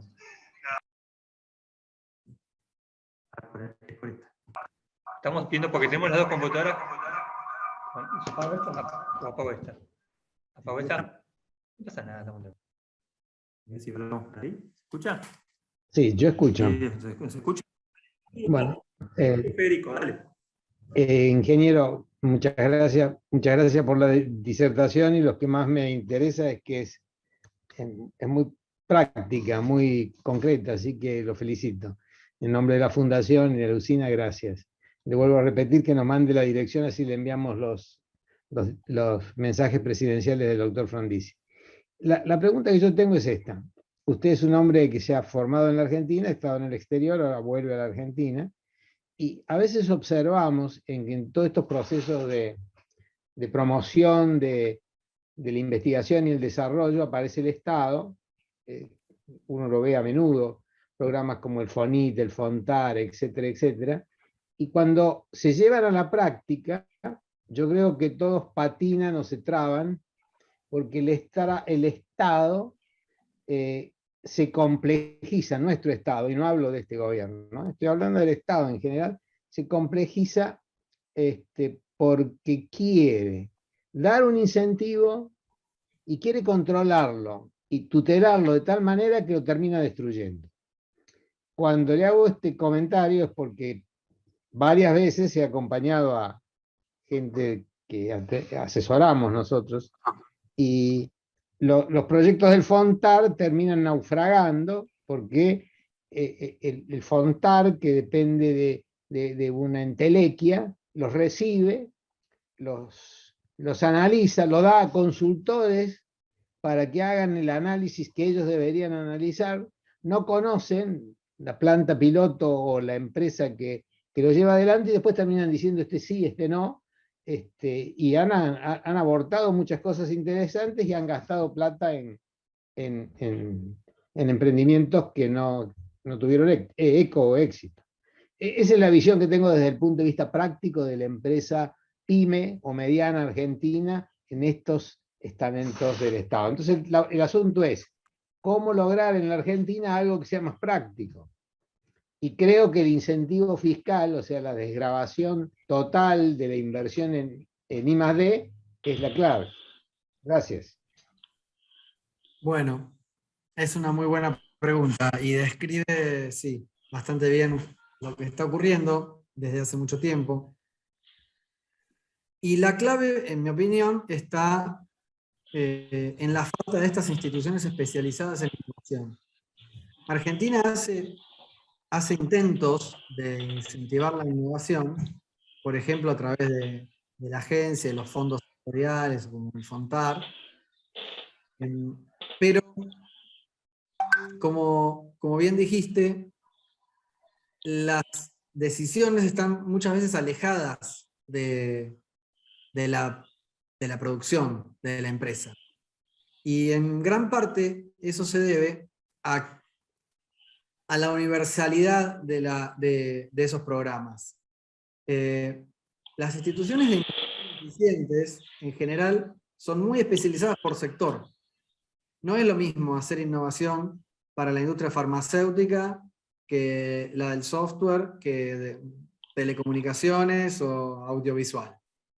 Cada mercado, e incluso cada subsector dentro de cada sector, tiene requerimientos muy particulares de perspectiva de mercado, de tecnologías, de financiamiento, etc. Entonces, la innovación es muy especializada y no se puede hacer de manera eficiente con más. Tampoco se puede hacer a través de las unidades o las oficinas de vinculación tecnológica que tienen las universidades, de hacer vinculación en todo tipo de áreas. Y después está el tema de la agilidad, un poco lo que vos mencionas también, de la complejidad del Estado y esa intención de controlar todo el tiempo, pero siempre un control que impide, porque no es una auditoría, dejar hacer y después una auditoría a ver si se hizo bien, fenómeno, y si no, bueno, uno queda excluido para las próximas o se atendrá a las consecuencias legales. Es como un control preventivo que va absolutamente en contra de la innovación porque la obstruye. Entonces, es cuestión de verlo nada más, o hablar con la gente que utilizó esos programas. Esos programas no han incentivado nada nuevo. En general, los usuarios de esos programas son empresas que iban a hacer un proyecto de todos modos, y entonces presentan los papeles en el ministerio porque saben que se van a ahorrar algo, pero no saben cuándo ni cómo. Porque en general, entonces no hay inversiones nuevas, no se fomenta, o sea, nadie va a hacer un proyecto que de otra manera no lo iba a hacer, a eso me refiero, con este tipo de programas. Y los incentivos fiscales, que es lo otro que mencionaste, sí, son clave, y en el mundo se aplican en un amplio menú también, porque no son los mismos incentivos que le sirven a una empresa, a una industria que a otra. Entonces, en general los países desarrollados tienen un amplio menú de incentivos, que son fiscales, regulatorios, arancelarios, pararancelarios, mismos institucionales también, que son incentivos para realizar este tipo de proyectos. Y hay que tener todo eso en cuenta para impulsar la innovación hoy en día. Gracias, Fer. Gracias, Hugo. Fede, Federico Poli, ahí activaste el audio. Ok, ¿se escucha, Sebas, ahí? Perfecto. Bueno, felicitaciones por la iniciativa. La verdad, lamentablemente me sumé en la segunda parte de la charla, pero sorprendente la claridad con la que Fernando expone algunas cuestiones. Por ejemplo, lo que acaba de decir, la verdad conoces bien, se nota que conoces bien cómo está funcionando el sistema y cuáles son las fallas del sistema, digamos, de innovación tecnológica en la Argentina. Y a eso iba un poco mi reflexión. Indudablemente, cuando uno empieza a mirar cuestiones tan centrales para el desarrollo del país como es esta, termina con una profunda desolación y desánimo. Digo porque estamos tan lejos y como bien señalabas, digamos, estancados en retrocesos y a un nivel de subdesarrollo tan grande que cuando además nos comparamos la dinámica de los últimos 40, 50 años con países que, como bien decía, Corea del Sur, no era nada respecto a Argentina. Digo, la Argentina tiene el caso de involución más impresionante del mundo de un país que no estuvo en guerra. Digo. Y cuando bajás a lo específico, como has hecho en la charla, digamos, que bajás a un tema tan central como el de la innovación, nos damos cuenta que lo que falta no son solo, como bien decís, actores concientizados de la necesidad de llevar adelante esto, políticas que tengan en cuenta estas cuestiones, sino hay algunas ausencias en el entramado económico-social de la Argentina que lleva tiempo reconstruir. Digo, y vos mencionabas alguna de ellas. Por ejemplo, toda la cuestión de las instituciones, que vos bien decías que el INTA, el INTI, todas fueron instituciones creadas en la posguerra, muchas de ellas en el gobierno desarrollista. Digo, en otro mundo, bajo otra lógica, en otras realidades, y cuando se mira, bueno, ahí ponías el ejemplo de las instituciones alemanas, yo pude ver y estudiar de cerca todos los centros tecnológicos en un país como España, digo, no estoy hablando de Alemania. Digo, lo que vos ves es una alianza público-privada muy poderosa, la creación de instituciones intermedias que, como bien decías, atienden especificidades sectoriales y regionales muy específicas. Vos recién también comentabas a la pregunta de Hugo esto de que falta en el diseño de las políticas actores en el medio que ayuden a que empresas que no iban a hacer una innovación la hagan, y en realidad lo que son todos buscadores de renta, las empresas y los consultores que agarran un pedazo de una renta y hacen lo que igual hubieran hecho o no, o se apropian de esa renta y no hacen nada, en el peor de los casos. Digo, y ahí en el medio también faltan estas instituciones, las unidades de vinculación tecnológica que en la Argentina nunca dieron sus frutos. Digo, esos que vinculen al sector privado con el sector público. Digo, el fortalecimiento de eso, yo estuve a cargo de la Secretaría PYME al principio, cuando salimos de la crisis del 2000, y lo que nos faltaba en las agencias de desarrollo regional. 20 años después es lo mismo. Es lo mismo. Yo digo, te falta el anclaje territorial, y ni que hablar de justamente eso, lo que vos decías, bajar al territorio. Los que conocen de las realidades específicas territoriales son las provincias, y bueno, digo, ni que hablar del rol de los gobiernos provinciales.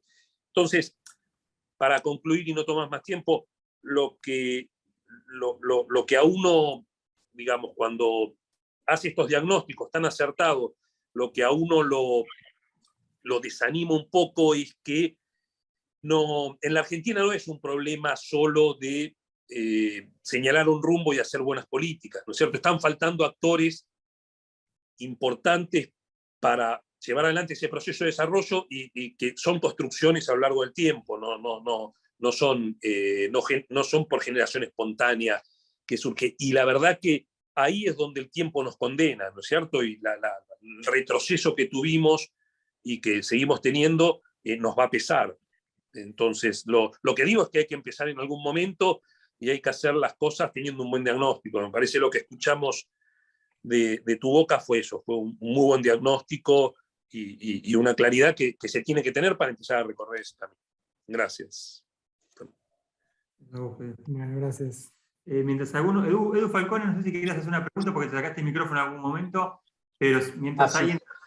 ¿Eduardo? Dale. Sí, No sé cómo hacer para levantar la mano, así que te pregunté por chat. No, le quería preguntar a Fernando, porque estoy viendo que todas esas comparaciones que vos hiciste y presentaste se hacen a escala nacional. te preguntaba si eso es lo relevante y lo típico que se hagan estas cuestiones a nivel nacional, porque se me ocurre que se deben solapar muchas inquietudes para países parecidos como el nuestro, y si esto es así o si hay coordinaciones intranacionales como para compartir los costos de la inversión que a veces por ahí se hace costoso para un país determinado. No sé si te entendí bien. ¿A qué inversiones te referís? Cuando vos hablás de inversiones públicas, que son las primeras que se hacen, o Sí. en una escala de tiempo, entendí que todas estas inversiones se hacen, digamos, desde el punto de vista de una nación particular. Entonces, dado que eso es costoso y hay países que estamos en situaciones parecidas en Latinoamérica, si eso se puede apalancar, digamos, con coordinaciones regionales, o si lo típico sigue siendo que cada país protege su investigación y desarrollo, la incentiva, digamos, como un objetivo nacional, básicamente. Bueno, mira, primero quiero aclarar que cuando hablamos de los números de inversión que yo mostré, son inversiones totales en cada país, pública y privada, y no importa de dónde venga el dinero, es la inversión que se hace en ese territorio, Ah, ¿ok? ok. En I+D. Porque puede haber inversión extranjera también, en I+D. De hecho, hay países que fomentan muy bien la inversión extranjera productiva y con componentes de I+D. Nosotros hemos fomentado muy bien la inversión extranjera financiera, que nos ha dejado solamente un buen pasar un ratito y después una deuda. Entonces, lo que importa es la inversión total que se hace en ese territorio, no el origen de los fondos. Después, detecté un poco en tu pregunta la trampa mental de como somos un país pobre, no tenemos los recursos para hacer este tipo de cosas. Y bueno, yo creo que lo traté de demostrar que eso no es así.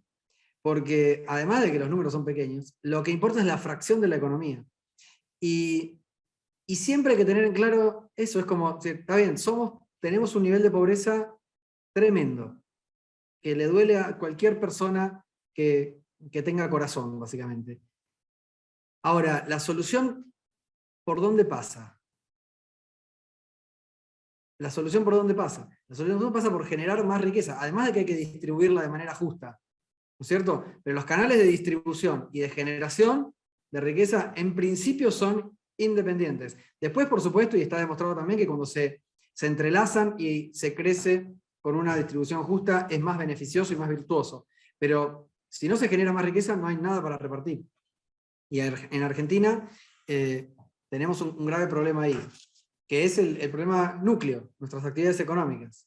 Hay una pregunta que tiene que ver con eso, pero está buenísimo, está buenísimo, Eduardo, lo que preguntaste, porque lo tenemos incorporado. Por eso es el esfuerzo Sí, de... a lo mejor me expresé mal. Lo que quise decir es que, digamos, como tenemos que hacer unos esfuerzos de ir acelerando en la inversión y arrancamos de muy atrás, sí, a lo mejor nosotros en Uruguay, en Chile, estamos con alguna iniciativa de investigar en algún proceso productivo particular, si se hace entre tres países, digamos, el avance de esa investigación, de esa inversión, digamos, se puede socializar y producir una escala regional. Entiendo, somos todos desarrollistas acá, estamos todos de acuerdo que hay que invertir en investigación y desarrollo y con un objeto nacional. Pero bueno, era una curiosidad.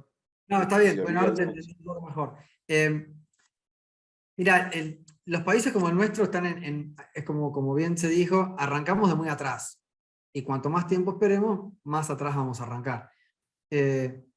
Pero esto no se resuelve con grandes proyectos, en el nivel que estamos nosotros, grandes proyectos de investigación muy sofisticados.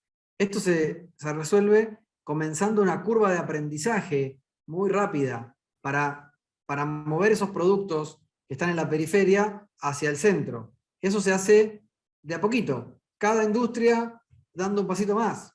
O sea, en vez de vender porotos, vender harina. en vez de vender harina, en vez de vender harina a granel, harina envasada. En vez de harina envasada, un producto procesado con la harina.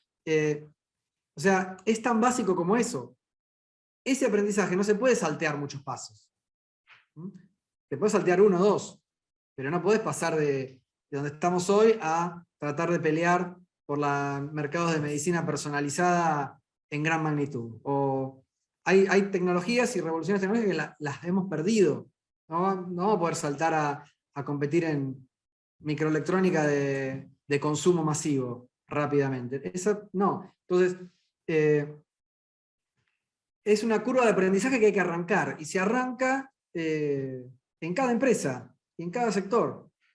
Bueno, hay una pregunta que justo hace Eduardo Barrera, y bueno, muy buena charla, Fernando. ¿Cuál sector de las economías tiene que ver justamente con esto? ¿Cuáles sectores, vos a vuelo de pájaro podés decir, estos sectores pueden dar un despegue en su cadena de valor, invirtiendo en I+D, en el corto mediano plazo, ¿no? ¿Cuáles son los sectores que ven una posibilidad de que la política científica tendría el máximo efecto? Como decías vos, ¿no? Sí. Invertir en microprocesadores, porque vamos a estar 50 años para arrancar. Bueno, los que mejor saben eso es el sector privado. O sea, los que mejor saben eso son las empresas de nuestro país. Así que los sectores un poco se caen de maduro, que son el sector biotecnológico, de bioeconomía, agricultura, el sector de metalmecánica en Argentina es importante, que tendría que hacer una transformación muy fuerte, porque viene apostando a los motores de combustión interna y es una industria que va a sufrir una transformación ya programada hacia la movilidad eléctrica, pero es una industria que podría transformarse para generar autopartes de vehículos eléctricos. Incluso un vehículo eléctrico es mucho más simple que uno de combustión interna, tiene 10 veces menos piezas, o sea que incluso se podría pensar en especializarse en ese sector. La minería y las energías renovables también en Argentina tienen gran potencial, y eso hay que hacerlo en una transición con las industrias tradicionales, que pueden ser petróleo, gas o energía nuclear, donde Argentina también tiene capacidades. Entonces, esto hay que visualizarlo con un horizonte a futuro y un camino a recorrer, donde hay que ir haciendo una transición, pero con un claro sendero de hacia dónde uno va y a qué velocidad está yendo. Los ingleses tienen un dicho que, porque uno puede elegir sectores, desde una política pública uno podría decir, bueno, yo me voy a dedicar a esto, esto y esto. Como hizo, por ejemplo, Corea del Sur, lo decidió con una política fija, se decidió a la química, al acero y a la industria automotriz, y después a la industria naval. Argentina creo que, pero Corea arrancaba básicamente de la nada, entonces tenía que diseñar todo un país. Argentina no arranca de la nada. Argentina ya tiene un sector industrial, tiene un sector científico, tiene un sector de servicios interesante, la industria del software también tiene muchísimo para crecer. Entonces yo creo que es más generar las condiciones y don't pick the winners, but pick the willing, como dicen el dicho en inglés. Claro, no elijas a los ganadores, sino elegí a los que estén dispuestos a hacerlo. Y eso hay que darle las condiciones.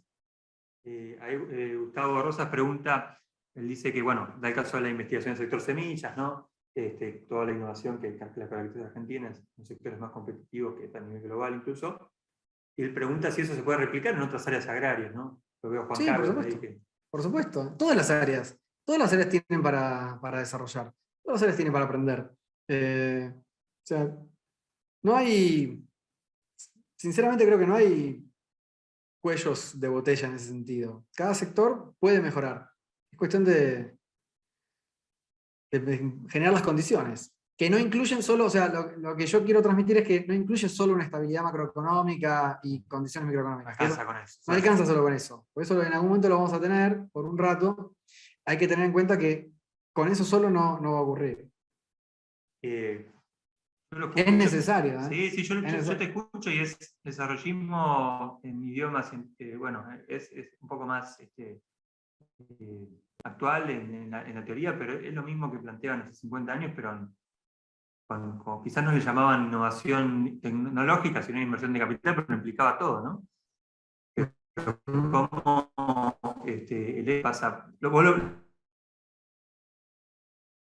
Sacate el micrófono, ¿escuchás? Ahí me quedé. Julio Ahí sí. referente del MIR Sí. Mendoza, de la metalmecánica también. Así que te escuchamos.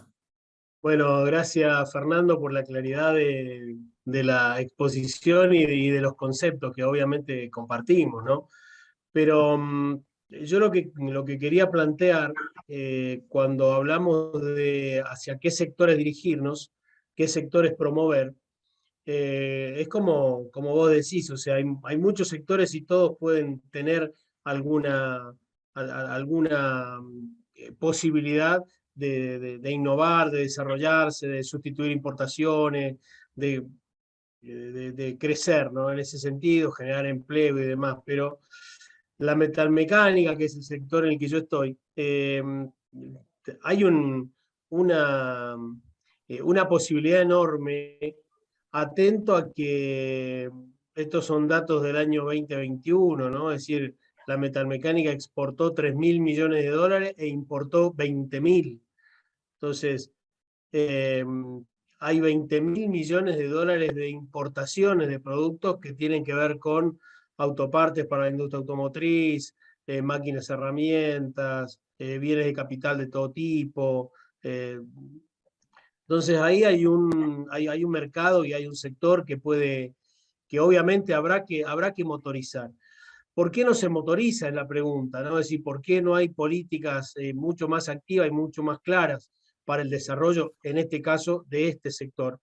Y es donde de pronto yo veo la distancia que hay entre el sector empresario y el sector científico y tecnológico, ¿no? Es decir, sector científico y tecnológico que investiga muchas cosas y que de pronto piensa que los industriales no arriesgamos, no invertimos. Y por otro lado, nosotros, los industriales, pensamos que el sector científico y tecnológico lo único que hace es vivir investigando el sexo de los ángeles, como a veces decimos, ¿no? Entonces, me parece que no es ni una cosa ni la otra.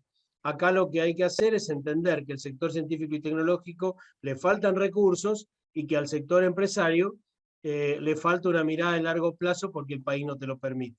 Entonces, a mí me parece que acá lo que hacen falta es identificar aquellos sectores que rápidamente puedan apoyarse en la innovación para crecer y desarrollar nuevos productos, nuevos servicios, sustituir importaciones, generar desarrollo, exportar más de lo que hoy hacemos.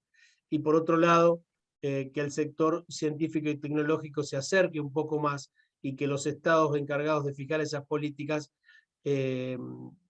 ayuden a ese acercamiento que hoy no tenemos. Lo que no sé es por qué esto no pasa, y es lo que te pregunto, Fernando. Bueno, muy buena pregunta. Yo creo que, en mi opinión, esto no pasa porque no tenemos instituciones adecuadas. El sistema científico hoy en Argentina, si vos lo mirás, lo más conocido, y porque es lo más grande, es el CONICET. El CONICET tiene alrededor de 20.000 agentes, mientras que el INTI tiene 5.000. Entonces, ¿qué significa esto? En un país con el nivel de subdesarrollo que tenemos nosotros, necesitamos más instituciones y más personas y más esfuerzo haciendo innovación cerca de la producción, que va a estar lejos de la investigación científica de punta, como lo expliqué antes en el gráfico, están naturalmente lejos. Pero no se resuelve pidiéndole a un científico que fue formado y entrenado para generar conocimiento, pedirle que le resuelva a una empresa o le genere una ventaja competitiva en su producción, porque no pasa por ahí.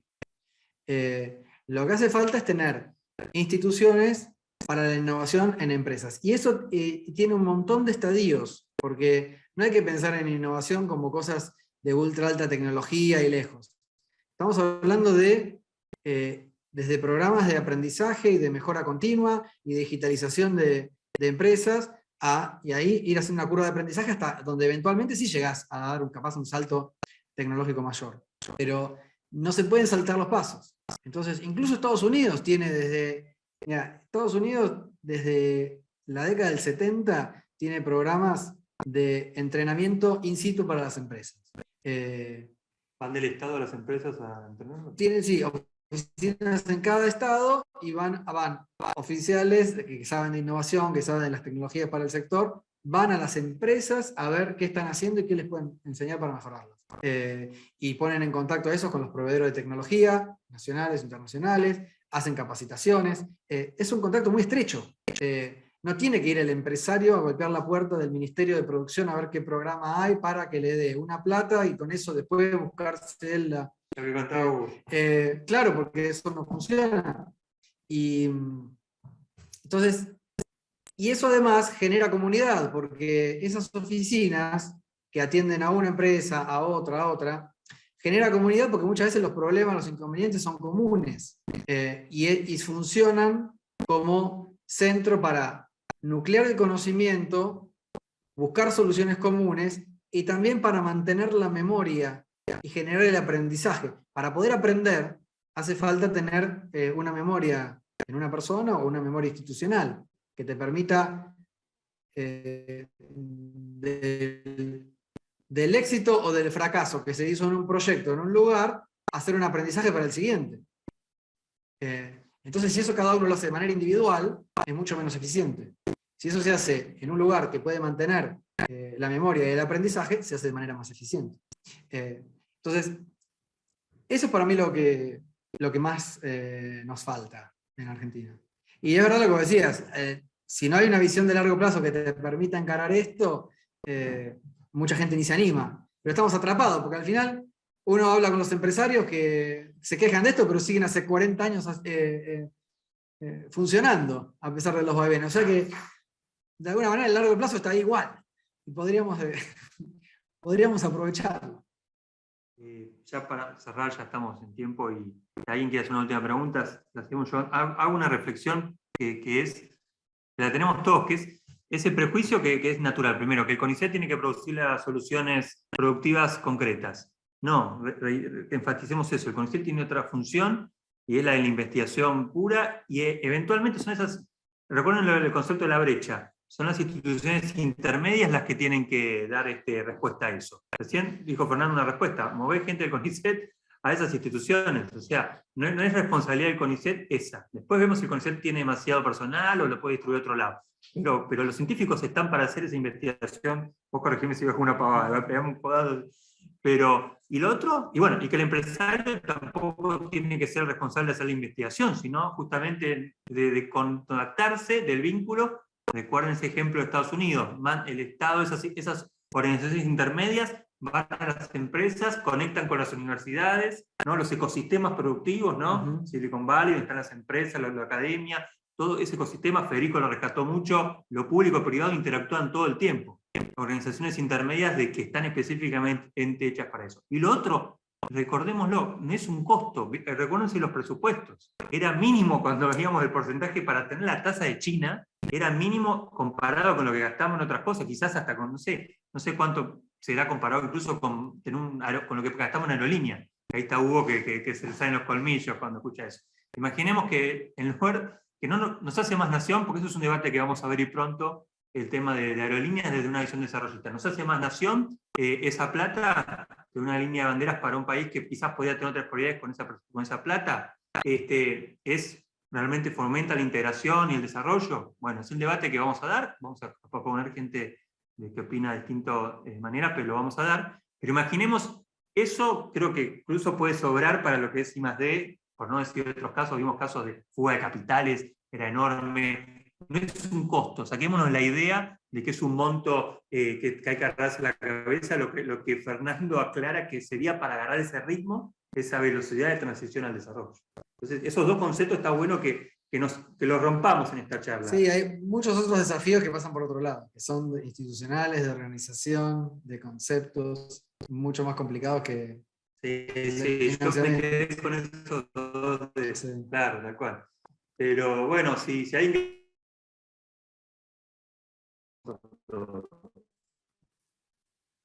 Bueno, muchas gracias.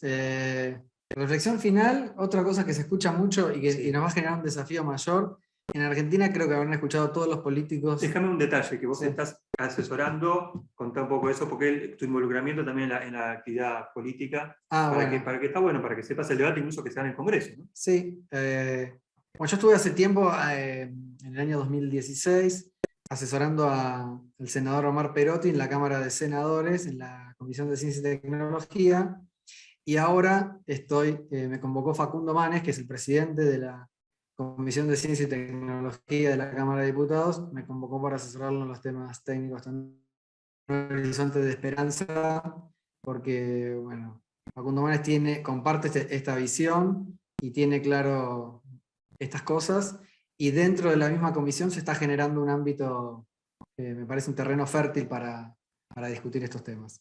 Igual es difícil porque es una comisión que normalmente está desvinculada de las de economía y de producción, y uno de los objetivos que tenemos es romper eso, levantarle el protagonismo a esa comisión y darle vínculos más fuertes con las comisiones de economía, de hacienda, de producción. Y lo último que quería decir es que todo esto que contamos hoy se va a acelerar rápidamente en todo el mundo, porque acá escuchamos mucho a los políticos decir que la pandemia nos enseñó que la ciencia y la tecnología son importantes. Bueno, la realidad es que eso ya se sabía en todos lados. Lo que nos está enseñando la pandemia es que todo esto que venía haciendo se puede hacer mucho más rápido. La pandemia nos enseñó que una vacuna que llevaba 10 años se puede hacer en 2. Que un proyecto de investigación que se evaluaba en 6 meses se puede evaluar en 2 semanas. Que los giros de fondo para inversiones en innovación que demoraban meses se pueden hacer también en semanas. Entonces, no va a ser raro ver que toda esta velocidad que mostraba yo de innovación global se acelere. Porque estos aprendizajes, una pandemia es como una guerra, y te da aprendizajes muy fuertes en este sentido. Así como la Segunda Guerra Mundial fue un enorme aprendizaje hacia la innovación y el desarrollo tecnológico, la pandemia también lo va a hacer. Y los países desarrollados han tomado nota de esto, y entonces es posible que todas estas velocidades que veíamos se vuelvan más rápidas, y lo cual nos va a imponer un desafío aún mayor a nosotros acá en el futuro. De alguna manera lo que planteas que esa misma competencia geopolítica que hoy es China, Estados Unidos, en el momento fue Estados Unidos y Unión Soviética, es por esa velocidad de innovación, ¿no? El que innova más. Y es la economía, es la competencia. Es más productivo. Sí. Muchas gracias a todos. Un lujo, yo creo. Fernando, ahí tiene el mail de él, lo tenía después. ¿Lo querés decir? ¿El mail cuál es? El mail es fernando.stefani@gmail.com. Ahí pueden escribirle y bueno, lo vamos a grabar y vamos a armar una buena. Está la entrevista a Misión Desarrollista, la pueden ver, la que hicimos hace un tiempo. Y gracias a todos y saludos, un placer siempre. Bueno, chao, buenas noches.